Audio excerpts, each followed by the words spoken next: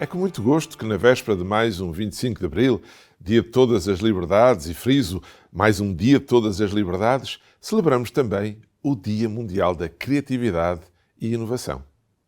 Alinhada com as soluções apresentadas pela Agenda dos Objetivos de Desenvolvimento Sustentável, esta efeméride lembra, desde 2017, a importância da criatividade e inovação na criação de novas soluções. Todos os dias surgem novos e imprevistos desafios que apenas será possível ultrapassar com inovação e criatividade, ou seja, com o esforço coletivo de todos os agentes, das pessoas, do Estado, das empresas, quebrando padrões de ação, gerando novas ideias e criando novos produtos e novos serviços. É por isso fundamental valorizar o conhecimento, privilegiar a colaboração em rede, seja ela multissetorial ou interdisciplinar, e ao mesmo tempo investir continuamente na capacitação de pessoas e no reforço da transformação tecnológica das empresas e das nossas instituições. Tudo isto cria valor para a economia nacional e também para a economia internacional. Bom, é nesta linha de ação que os laboratórios de experimentação, como o LabX, da Agência para a Modernização Administrativa, são cruciais. São cruciais para testar o desenho das novas políticas públicas e estratégias mais adequadas e que melhor respondam às necessidades das pessoas e também das empresas. A criatividade e a inovação são, com efeito, catalisadores de mudança em toda a sociedade, abrindo caminho para um desenvolvimento humano e social mais sustentável. Este dia é ainda uma oportunidade para vos desafiar a assumirem como vossa aquela que é a nossa missão: entender e trabalhar as interligações entre o talento, designadamente o tecnológico, a experimentação e o empreendedorismo, e o que isso significa para uma cultura de inovação no nosso Portugal. Juntem-se a nós e vamos tratar a inovação por tu. Muito obrigado.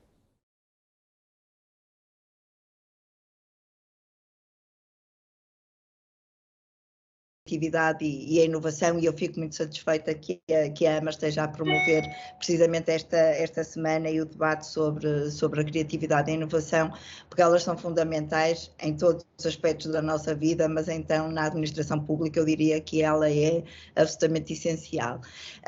O que acontece é que eu acho que muitas vezes as pessoas confundem muito os conceitos, não é? Até os próprios conceitos do que é a criatividade e a inovação, muitas vezes confundem-nos e até acham que é a mesma coisa e não é, porque a criatividade é o processo pelo qual nós temos novas ideias e a inovação é o processo pelo qual nós as implementamos. E, portanto, há aqui uma diferença entre as duas.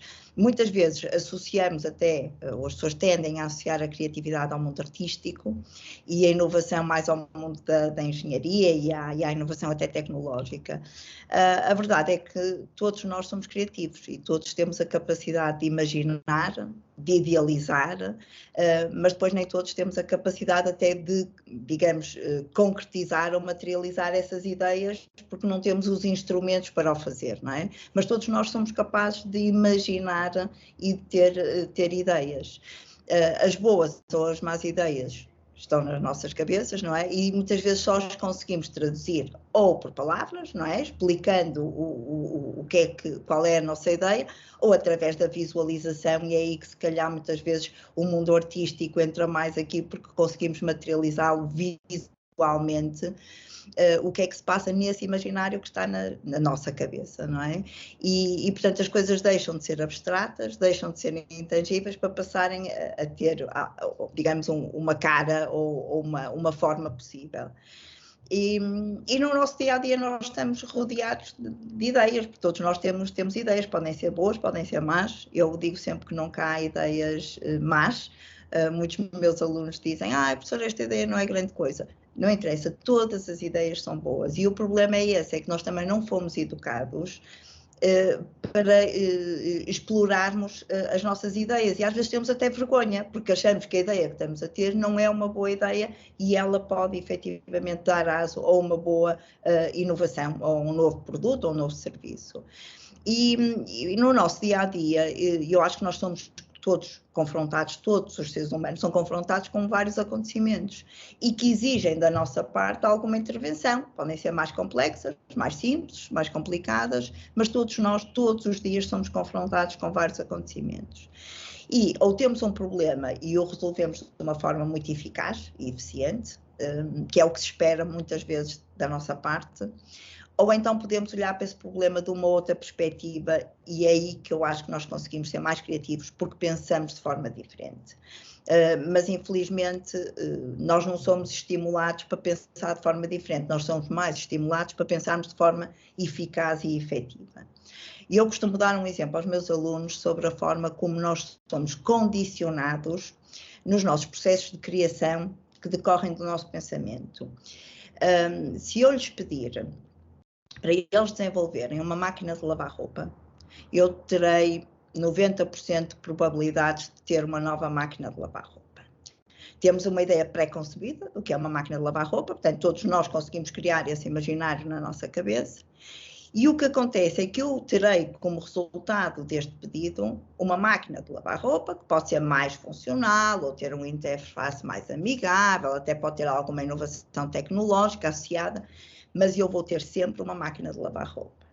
Se eu, contudo, pedir para eles desenvolverem um sistema que me dê roupa lavada, abre uma série de possibilidades que os próprios alunos e até normalmente eu próprio não conseguimos antecipar.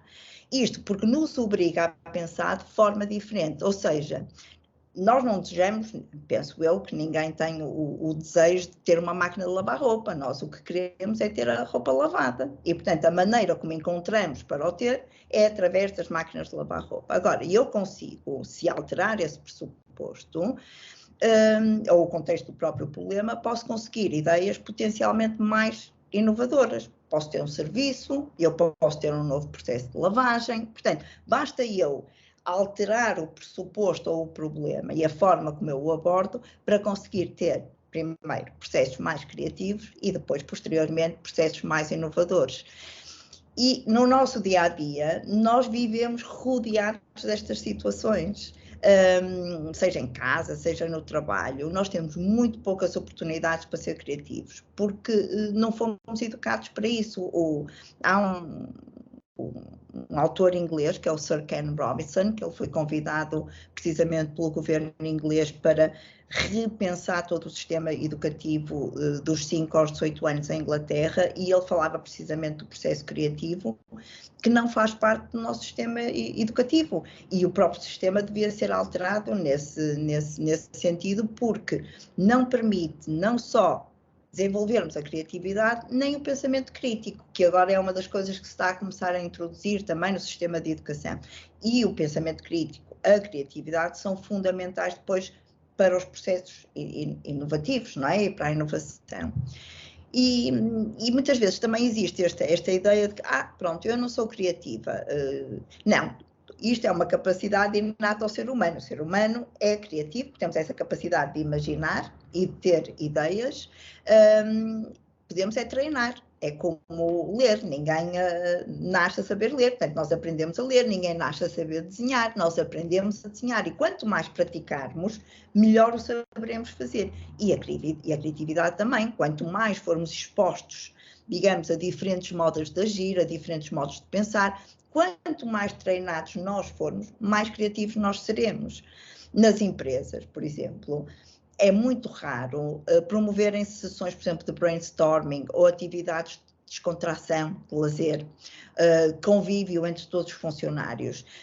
Essa poderia, por exemplo, ser uma maneira de dar voz às pessoas, porque o problema é como é que eu dou voz a um funcionário que todos os dias faz de forma repetida e sistemática a mesma operação. Ora, primeiro não estou a desenvolver a criatividade dele, porque ele está a repetir mecanicamente, digamos, a mesma tarefa. Mas se eu abrir espaço para que ele possa até refletir sobre o próprio trabalho que faz, se calhar nós temos aqui algumas boas ideias que depois, em conjunto com equipas multidisciplinares, podem dar uma boa inovação dentro da empresa. O que eu acho é que as pessoas são subestimadas também e, portanto, conseguimos imaginar que se calhar um criativo, que nós chamamos o criativo, não é?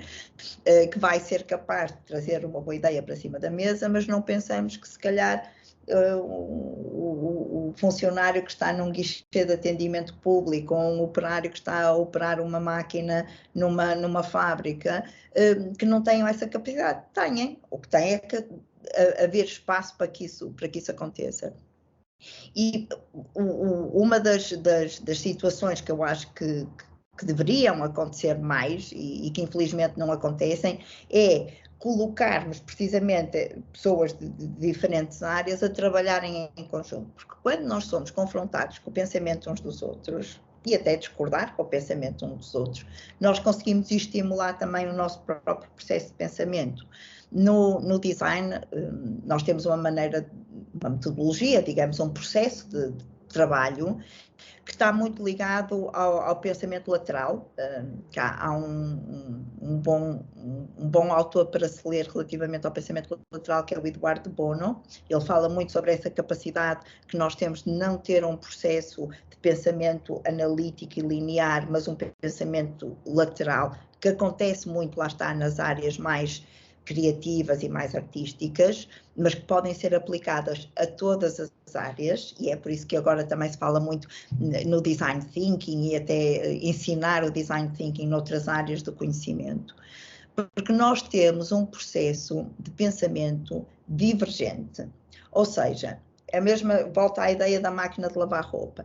Quando eu tenho um problema para resolver, eu não vou tentar encontrar imediatamente a solução para esse problema.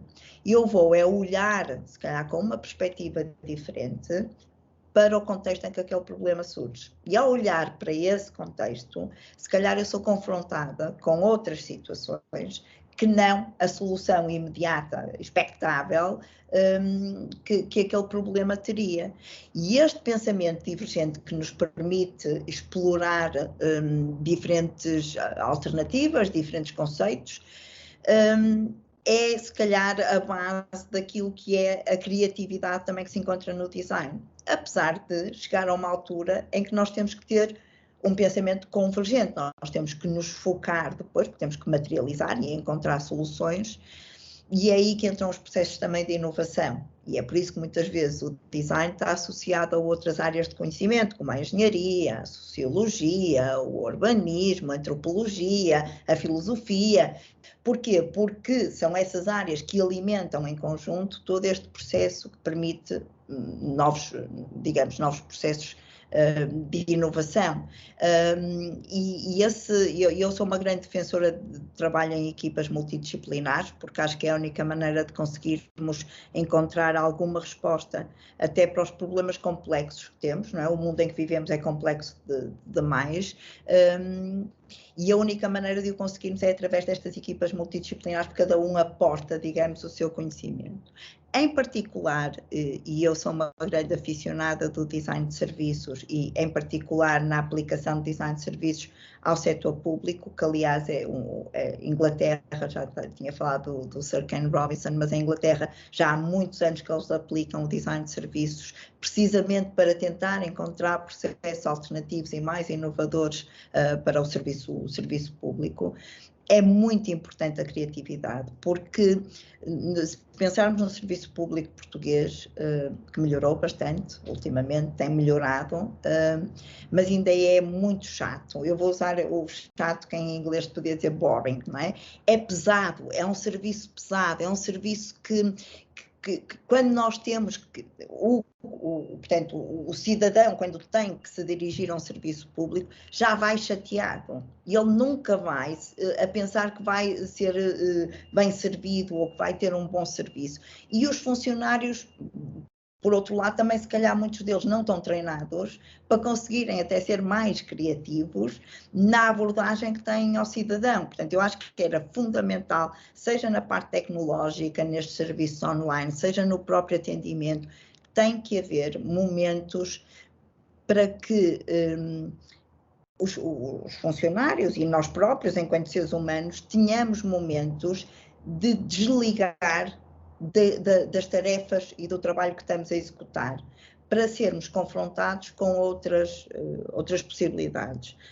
Viajar é fundamental, ler é fundamental, ver filmes é fundamental. Tudo isso abre perspectivas. Eu acho que as empresas e o próprio serviço da administração pública devia ter um dia em que os funcionários eram só sujeitos a este tipo de coisas. Podiam estar a jogar jogos, podiam estar a fazer bungee jumping, era um dia de descontração, porque isso é fundamental para o processo criativo, definitivamente, eu acho que era preciso romper com este princípio de que só o meio artístico é que é criativo. Não, todos nós somos criativos. Temos é que dar voz às pessoas e as pessoas têm que deixar de ter esse princípio. Eu não tenho boas ideias, eu não sou criativo. Não, elas estão, se as empresas também encontrarem os instrumentos certos para promover isso nos funcionários, e tenho a certeza que teríamos serviços e processos muito mais eficazes, até muito mais eficazes do que aqueles que temos agora.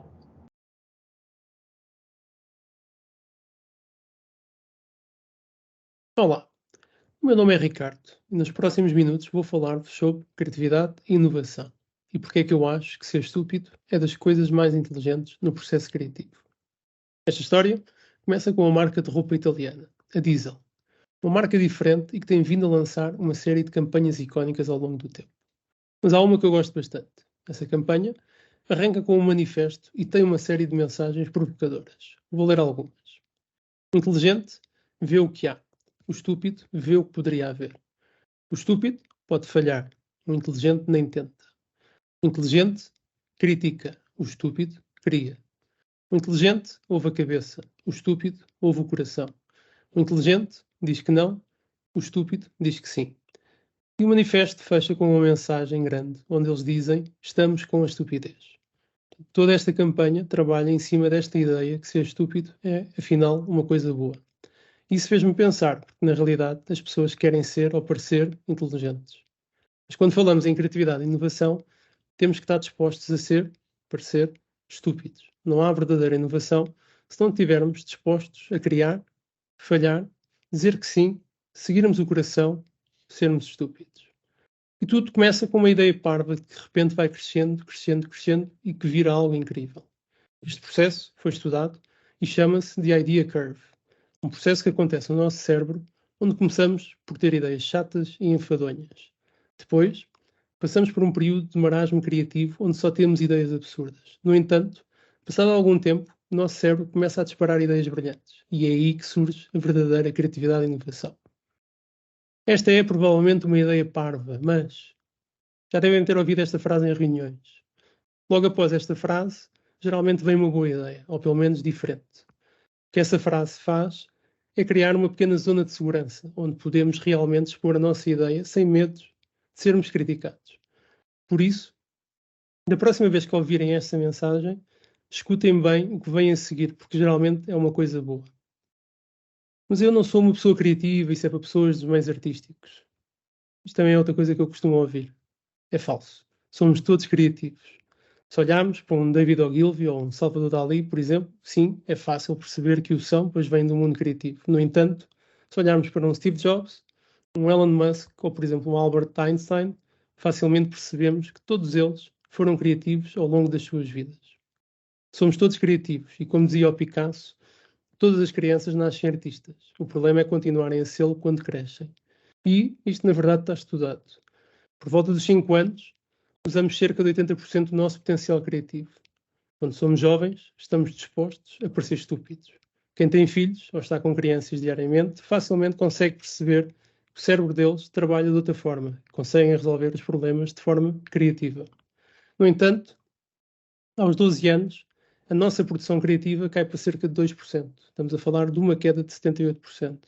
Começamos a ficar espertos e esquecemos ou ganhamos vergonha de ser estúpidos. Vou deixar-vos aqui 5 conselhos inteligentemente estúpidos.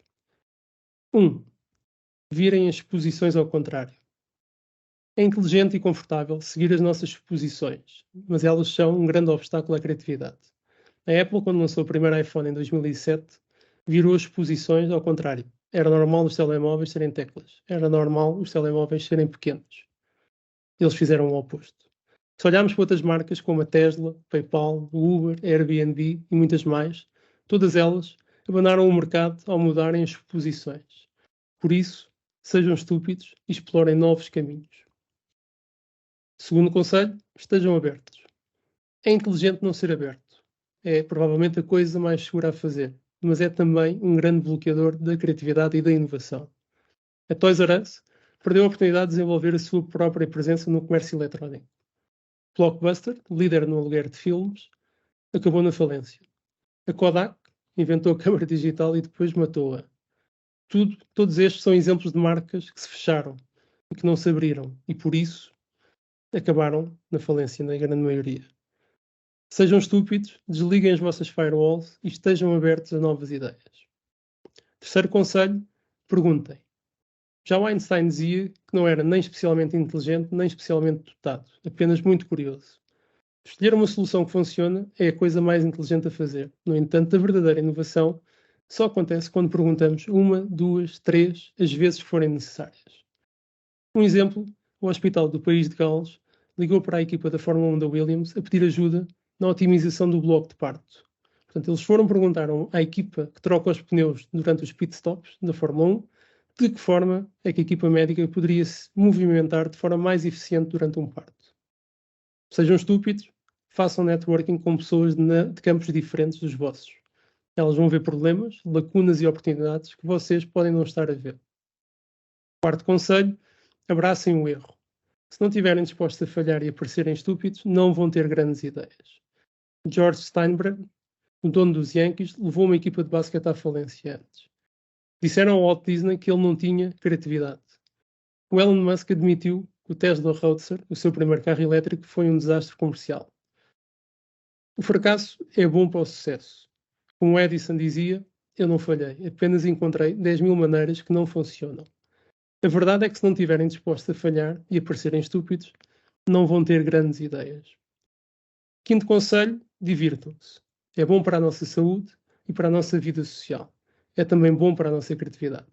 O processo criativo é mais criativo quando nos divertimos. O nosso cérebro fica mais estimulado e melhores ideias e mais criativas vão surgir. Portanto, 5 conselhos. Virem as posições ao contrário. Estejam abertos. Perguntem.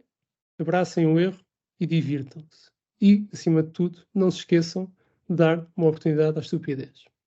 Chega de subidas por hoje. Obrigado.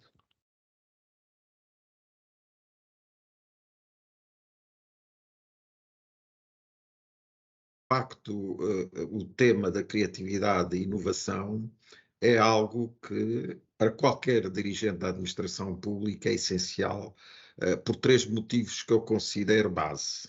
O primeiro prende-se com a questão do desafio da globalização. O segundo tem a ver com, cada vez mais, esta ânsia de obter conhecimento. E uma terceira dimensão tem a ver com a economia criativa, se o quiser. Portanto, são 3 dimensões que eu considero fundamentais e que qualquer dirigente da administração pública deve olhar para estas 3 dimensões, porque a inovação será, digamos assim, a medida de produtividade no futuro e aquela que vai permitir às organizações continuarem a responder, independentemente do que se passa ao nível dos novos desafios e, designadamente, da sociedade e do mundo cada vez mais conturbado. É a inovação que vai fazer a diferença em termos futuros e tem que estar ancorada necessariamente, como também já tive a ocasião de o referir, a questão do conhecimento. Portanto, sem conhecimento, dificilmente nós conseguimos inovar. E há uma questão que é fundamental na inovação, que nós temos que distinguir, em minha opinião. A inovação sempre houve, desde os tempos que já lá vão, desde a pré-história, que o mundo tem sido feito e tem evoluído com base na inovação. Mas nós, neste momento, temos uma janela de oportunidade que é incrível. Ou seja, podemos passar, como diz o Christiansen, que é um autor fabuloso sobre inovação, que diz que temos que aproveitar justamente as novas tecnologias para fazer aquilo que é a inovação disruptiva. porque a inovação baseada em tecnologia existente, não é? Serve, evidentemente, também não é nenhuma panaceia as novas tecnologias, não é? Mas da inovação evolucionária, a evolução revolucionária que é necessária, obviamente, nós temos que olhar cada vez mais para a inovação dita disruptiva. É aquela que vai efetivamente permitir o quê? Que se criem novos produtos ou serviços e que, de facto, altere o modelo de negócio, e no caso em expresso da administração pública, altere o modelo de interação com o público. E é isto que os novos desafios é por aí que se orientam os novos desafios. Por vezes temos esta falsa impressão de que não é possível inovar na administração pública. Não é verdade. A inovação é intrínseca à própria pessoa e o que se tem que criar são as condições para que as pessoas destapem, o termo é exato, o poder criativo que está intrínseco em todos nós. Depois, também não queria deixar de me referir àquilo que eu acho que deve ser um processo de inovação. O processo de inovação, quanto a mim, é produto, se quiserem, da criatividade organizacional, mas quando consegue tirar o proveito, quer da criatividade individual, mas, sobretudo, da criatividade grupal. E por isso que são 5 dimensões que eu distingo como sendo fundamentais para encetar, se quiser, um processo estratégico de inovação. O primeiro tem a ver com o próprio processo criativo, e por isso gostava de dizer que é preciso destapar as pessoas, e o processo criativo tem muito a ver com a divergência, tem muito a ver com olhar as coisas, entre aspas, fora da caixa, e isso é preciso que seja estimulado esse processo criativo. O segundo propósito tem a ver com a procura de que isso seja eficaz no produto ou no resultado.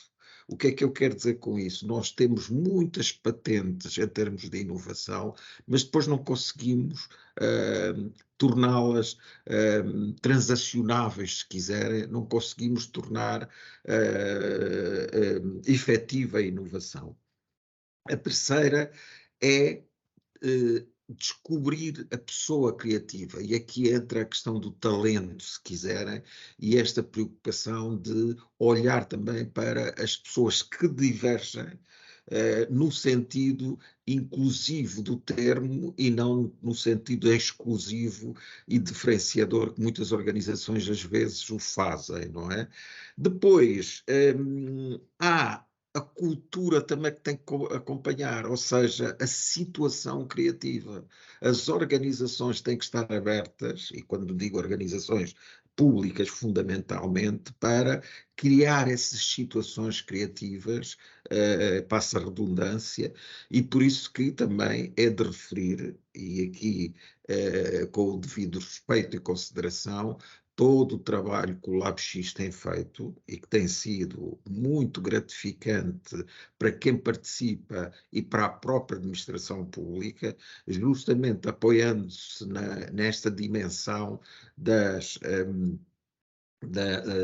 dos grupos para poder tirar rendimento e para poder, digamos, retirar a sinergia que é importante nestas questões da criatividade. E, por último, é amalgamar isto tudo para efetivamente dar ou fazer sentido nas organizações.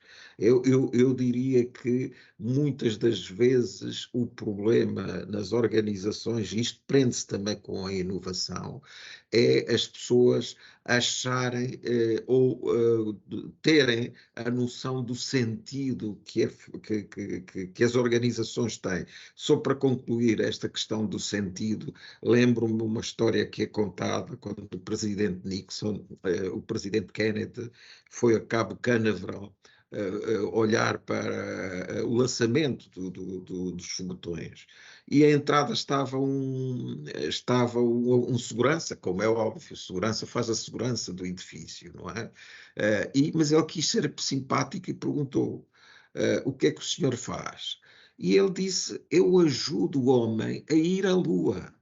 Portanto, e é este sentido, esta interiorização que é necessário fazer, a meu ver, e isto não é fácil, é difícil, que a inovação tem que ter para despoltar esse algo que todos nós temos e que pode contribuir efetivamente para transformar as organizações.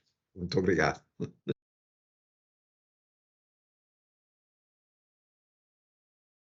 Eu vou começar só por fazer um bocadinho do meu background, ou seja, eu antes de ir para teatro, antes de tirar o curso de teatro de formação de atores, eu estive em arquitetura. E, portanto, eu acho que esta questão toda do ato criativo ou do processo criativo é um bocadinho transversal a todas as artes e a muitas outras profissões também, porque eu acho que qualquer processo criativo pode ter um paralelismo com um processo de criação, seja ele qual for, seja ele uma diretriz qualquer num trabalho, um objetivo qualquer a concluir, portanto, noutra profissão qualquer, eu acho que podemos sempre pegar um bocadinho neste modelo daquilo que eu vou falar um bocadinho e, claro, adaptando às diferentes áreas, acho que pode ser produtivo e frutífero no resultado. E, portanto, eu começo com... Para nós, o essencial é saber o ponto de partida. E o extremamente necessário o ponto de partida é uma ideia inicial, saber ao certo que tipo de coisas é que queremos abordar, que temáticas é que queremos abordar. O passo a seguir para nós é constituir a equipa que poderá potenciar esta ideia.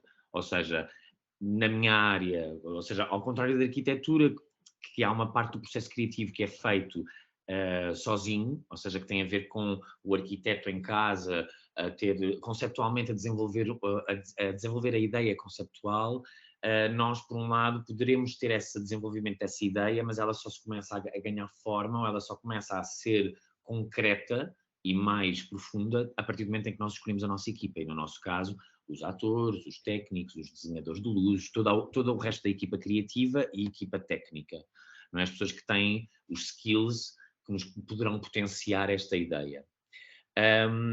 Neste caso, no nosso caso, pensamos sempre, portanto, ok, se eu quero falar de amor, se eu quero falar de perda, se eu quero falar de qualquer coisa que é a minha urgência agora, tenho esta equipa e preciso saber como é que eu quero passar esta ideia. É através das minhas palavras, por exemplo, é através de algo não falado, é através de um texto já existente, e portanto aqui a pesquisa é extremamente importante, ou seja, não nos focarmos só naquilo que é o nosso mundo, que o nosso mundo é sempre muito importante e é o ponto de partida, mas também não nos esquecermos que para além de nós, já muita gente falou sobre as mesmas coisas, já muita gente fez exatamente os mesmos processos que nós, já muita gente teve o mesmo objetivo que nós, seja ele na área que for. Muitas vezes somos pioneiros em coisas criativas, noutras estamos só a replicar uma outra coisa que já foi feita e adaptá-la e transformá-la de um modo diferente. E isso continua a ser criativo, não deixa de ser criativo.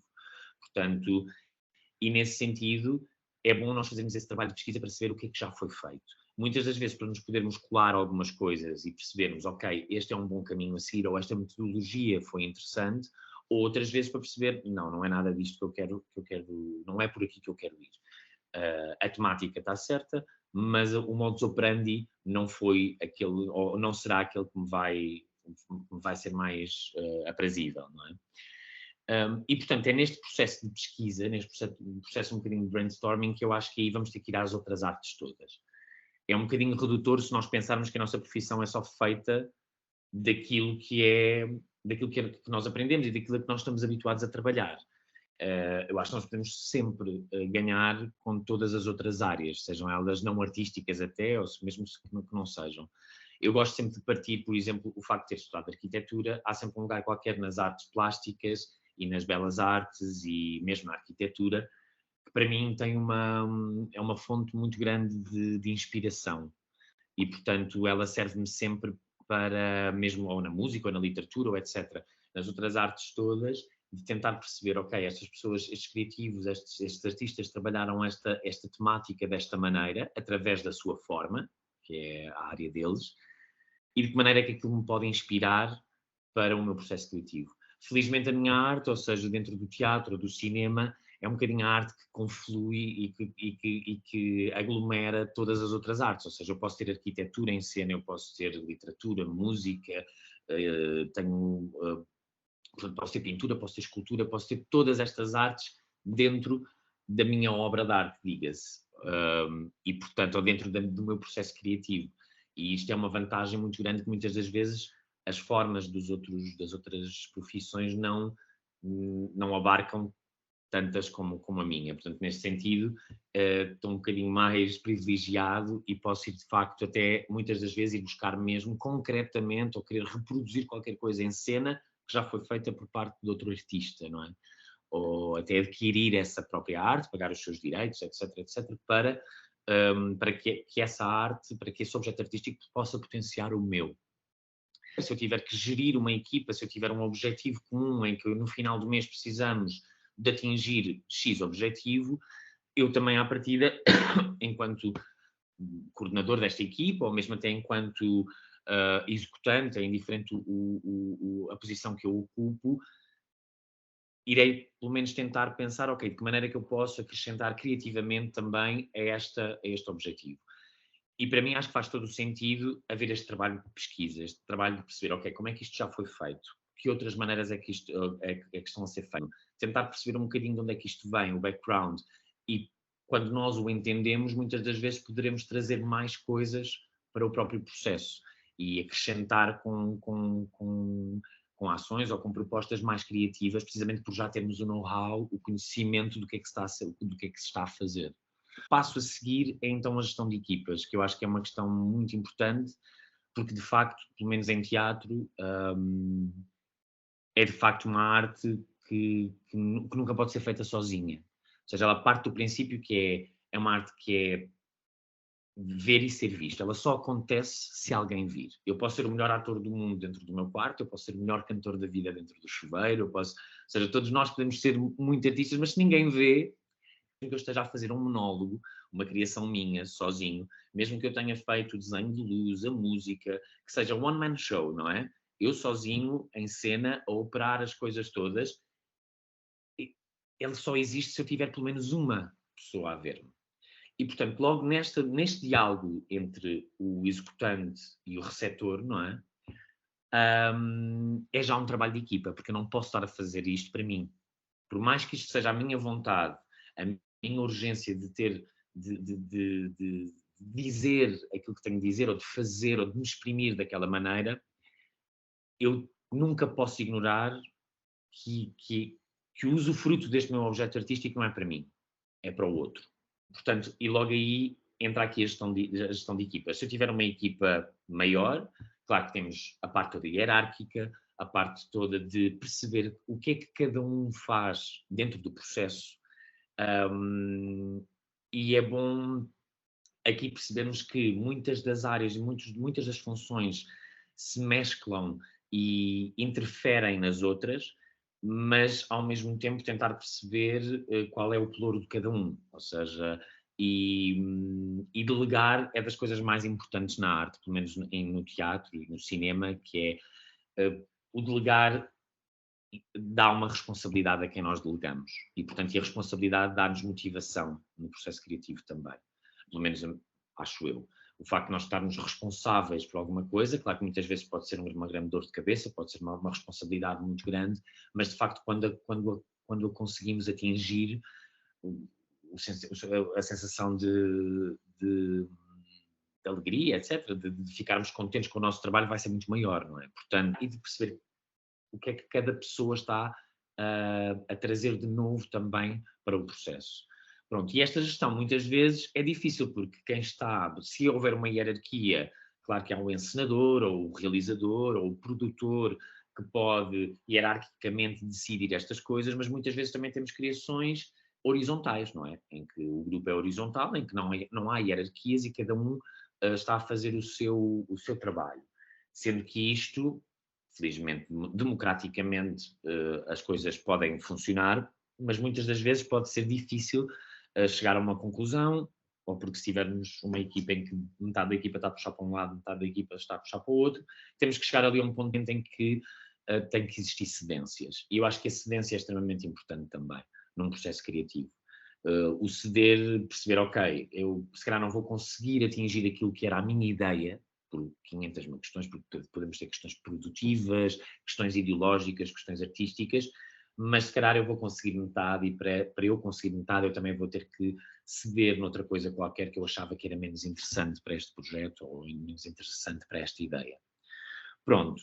A seguir esta gestão de equipas, entramos então na logística do processo criativo próprio dito, não é? Organização de tempo, perceber exatamente deadlines é extremamente importante, porque, e nós artistas às vezes não lidamos muito bem com o tempo, porque há uma parcela qualquer do trabalho artístico que muitas vezes não está associado a uma eficácia matemática, uma eficácia de resolução, está associada a um rasgo, a uma criatividade qualquer, que muitas vezes não temos essa disponibilidade para tal, porque estamos estressados, porque temos problemas em casa, porque estamos com problemas na família, etc, etc. E muitas das vezes os deadlines, não é? Nós sabemos que temos que estrear no dia X, aquele teatro comprou-nos este espetáculo e aquilo tem que estar pronto naquela altura. A produtora do filme está a dizer, atenção, temos que filmar isto num mês e não pode ser em 2 meses como nós queríamos. Todas estes constrangimentos produtivos, muitas das vezes, por um lado podem ser castradores, porque eu posso estar num momento criativo, às vezes, não muito interessante e pode não surgir nada. Agora, também cabe a mim munir-me, lá está, neste trabalho de pesquisa, de habituar-me a também saber gerir o meu processo criativo e saber gerir as minhas opções e as minhas decisões consoante e sob pressão. Pelo menos para mim, até acho que funciona bastante bem. Os deadlines para mim são extremamente necessários, porque senão eu sinto que vou procrastinar imenso. Portanto, até funciona melhor sob pressão e sobre o facto de saber, não, amanhã tenho que chegar ao ensaio e tenho que já ter esta cena resolvida, como é que eu vou resolver? E de repente ponho-me ali a ler 500 livros, a ver livros de pintura, coisas, e de repente há uma imagem qualquer ou uma música qualquer que eu ouço que me faz lembrar uma coisa qualquer. Ok, boa, é isto, vou experimentar. Pronto, e nesta organização de tempo é extremamente necessária que seja clara para toda a gente e que toda a gente esteja alinhado com isto. Depois, há todo o processo mesmo de desenvolvimento portanto, de tentativa e erro, que eu acho que é uma das partes mais importantes no nosso trabalho. É que, de facto, na cabeça e mentalmente pode tudo parecer perfeito e maravilhoso, e se parecer-nos genial a nossa ideia e que vai tudo funcionar, mas se nós não testarmos, se nós não ensaiarmos, se nós não percebermos se a mecânica de facto funciona, ela a maior parte das vezes vai sair furada, vai ser uma coisa completamente distinta daquilo que nós tínhamos imaginado. Portanto, a tentativa e erro é extremamente importante para nós podermos perceber, ok, vamos experimentar, está a funcionar, ok, está a funcionar, mas ainda falta qualquer coisa, mas então aí é a repetição que vai fazer com que chegue à perfeição, diga-se, ou ao lugar mais interessante do foro do resultado, ou outras vezes dizer por completo, não, afinal isto não funciona de todo. Eu achava que na minha cabeça, por exemplo, para nós atores, muitas das vezes nós estamos em casa e pensamos, não, vou fazer assim, vou dizer aquele texto daquela maneira, vou vestir aquelas roupas porque sim, porque eu acho que isto faz sentido, e de repente experimentamos e está completamente ao lado. Não tem nada a ver. Porque de repente, se calhar, não funciona com as outras criações que os outros atores estão a fazer, o projeto está a caminhar numa direção e nós estamos completamente deslocados, não estamos dentro do mesmo tom, seja do filme, seja do espetáculo de teatro, etc, etc. Portanto, neste sentido, é extremamente importante, então, esta tentativa e erro, e para perceber precisamente a passagem da teoria à prática. E depois aqui entramos, então, na parte de questionamento, quando já começamos a ter um esboço e quando já começamos a ter aquilo que nós dizemos o esqueleto do próprio projeto, voltamos ao ponto inicial, que é, ok, muitas das vezes a forma que nós adquirimos para chegar ao objetivo pode muitas das vezes transformar o nosso objetivo. Ou pode estar a contar uma história diferente. Se eu de repente estou em cena e eu quero contar uma história sobre perda, mas até pensei que isto tem a ver com a perda da minha mãe, imaginemos, e de repente eu começo a utilizar alguns textos que na verdade não eram sobre a mãe, mas eram sobre outra coisa qualquer, mas estou a fazer umas metáforas e de repente ponho outras questões, ou mais outros elementos em cena. De repente às vezes temos que dar 3 passos atrás, olhar para o objeto, para o distanciamento e perceber, isto está a contar de facto aquilo que era a minha ideia inicial ou está a contar outra coisa? Porque aqui, no nosso caso, muitas das vezes, como também está livre, a interpretação dos espectadores é livre e o espectador tem liberdade para interpretar o que quiser, cabe-nos a nós, lá está mais uma vez, não ignorarmos o espectador e sabermos exatamente o que é que estamos a contar. E é interessante que nesta análise do esqueleto, muitas das vezes percebemos que ou a ideia já mudou e de repente tornou-se numa outra ideia que até é muito mais interessante e até tem frutos muito mais interessantes, e isto aqui também é aplicável a qualquer outro trabalho, que é de repente perceber, ok, o meu objetivo era este, mas de repente assumi esta e esta e esta função e fomos por aqui e de repente estamos a abranger uma data de coisas e a resolver uma data de coisas que nem pensávamos que iríamos resolver. Ou, muitas vezes acontece, olhamos para esse esqueleto, para essa primeira forma, e a forma já transformou completamente o nosso conteúdo e estamos a contar uma outra coisa. E podemos realinhar outra vez, dizer, não, ok, isto não pode ir por aqui, porque não é de facto isto que eu quero contar. Não é de facto este o meu objetivo, não é este lugar que eu quero chegar. Então preciso de reorganizar o esqueleto todo. E então aí entramos nesta ideia que para nós é muito importante, que é a dramaturgia, que é no fundo o fio condutor entre todas as áreas, entre todas as pessoas criativas, que é o que une a luz, a música, o cenário, os figurinos, a interpretação dos atores. Porquê? Porque pode-me interessar muito, por exemplo, ter os atores todos vestidos de época, fazer uma coisa de época, do século passado, etc. Mas, de repente, se eu quero, por exemplo, tornar o meu espetáculo com outro tipo de leitura, eu se calhar não quero que eles representem com o tom que à partida nós achamos que é como as pessoas falavam na altura. Quero que o texto ou a enunciação textual seja de outra natureza. Por exemplo, grotesco. De repente estão todos com um desenho de texto completamente distinto. Ou, ao contrário, ser uma coisa completamente realista, mas os figurinos serem hiperfuturistas. Isto acho que esta dramaturgia também pode ser aplicável em qualquer outra área. E eu acho que, neste caso, acho que se nós tivermos claro qual é o nosso objetivo e pelo caminho não nos esquecermos se todos os pontos estão conectados, se a nossa equipa está conectada, se estamos todos no mesmo caminho, se estamos todos a seguir o mesmo caminho, e se continuamos a contar todos a mesma história, acho que à partida o resultado vai ser produtivo.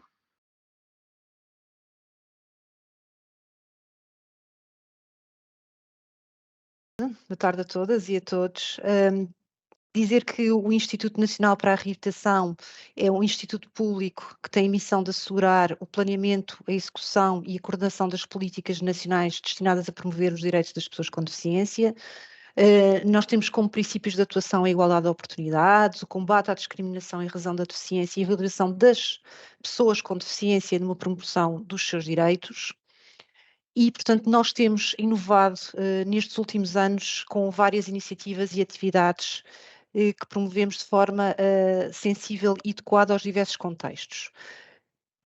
Em 2018, nós candidatámos ao sistema de incentivos à gestão, à inovação e à gestão pública, o chamado CIGEP, e tivemos um projeto chamado Mais Saúde, Mais Motivação, que tinha como objetivo melhorar a qualidade de vida dos trabalhadores do INR com a adoção de estilos de vida saudável. Foi um projeto que se foi realizado durante um ano e promoveu bastante partilha e bastante networking aqui dentro. Depois, em 2019, isto antes da pandemia, nós candidatámos a um outro projeto experimental de inovação que tinha a ver com o teletrabalho e, portanto, que era um programa que consistia em 10 dias úteis por ano, seguidos ou interpolados para várias situações pessoais que não permitiam a deslocação local de trabalho, e este programa foi um sucesso. Foi na altura depois quando entramos na pandemia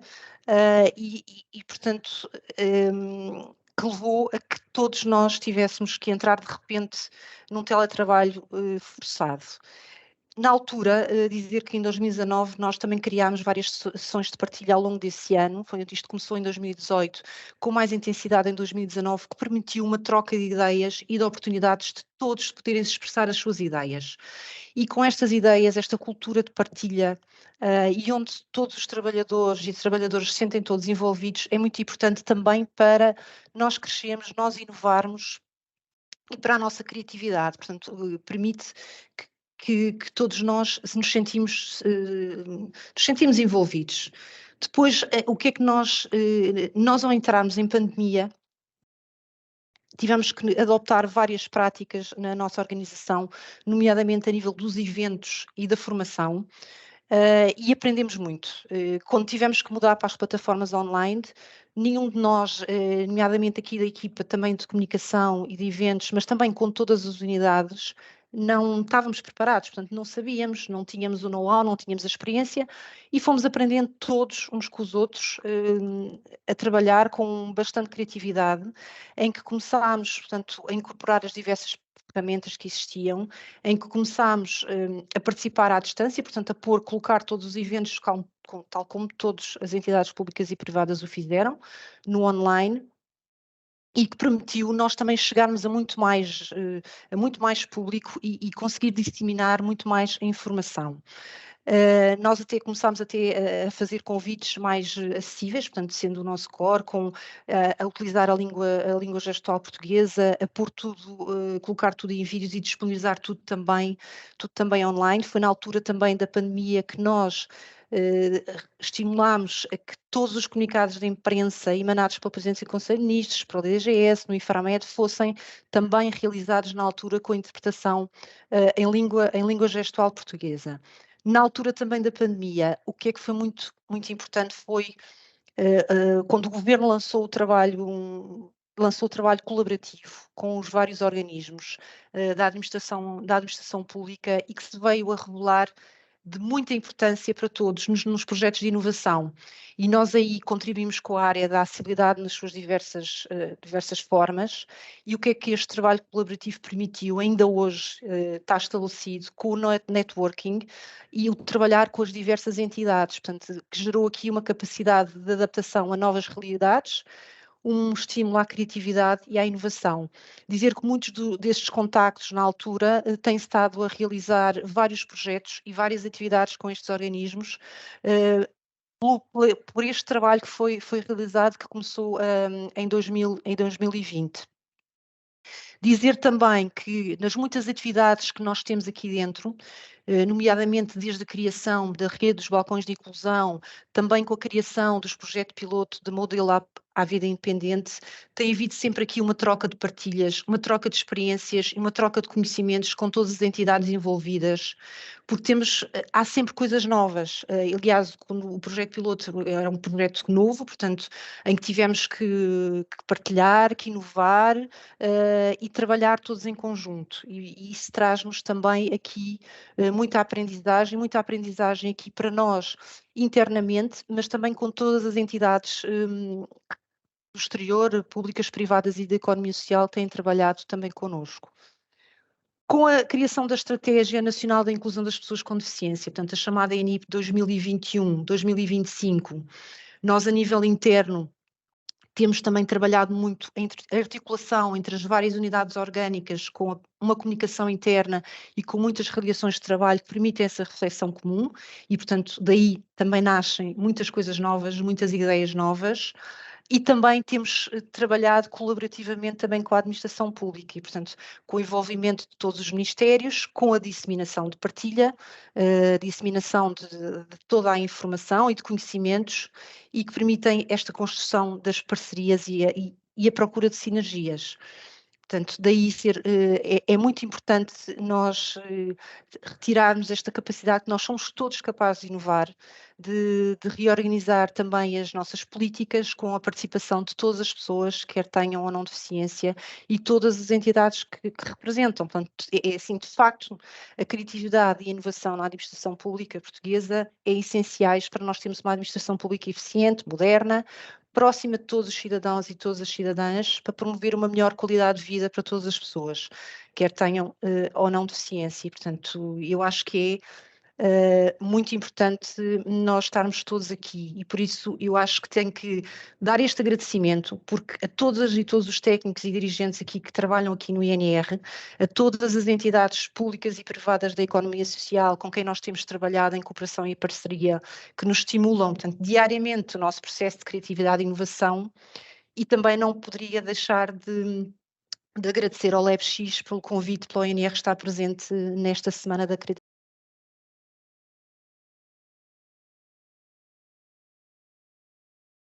Nesta Semana da Criatividade e da Inovação, a minha mensagem é a do valor dos processos criativos para a geração de ideias inovadoras. Há uma frase muito famosa, atribuída de forma dúbia, diria, a Henry Ford, que diz que se eu tivesse perguntado às pessoas o que elas queriam, elas teriam dito que queriam cavalos mais rápidos.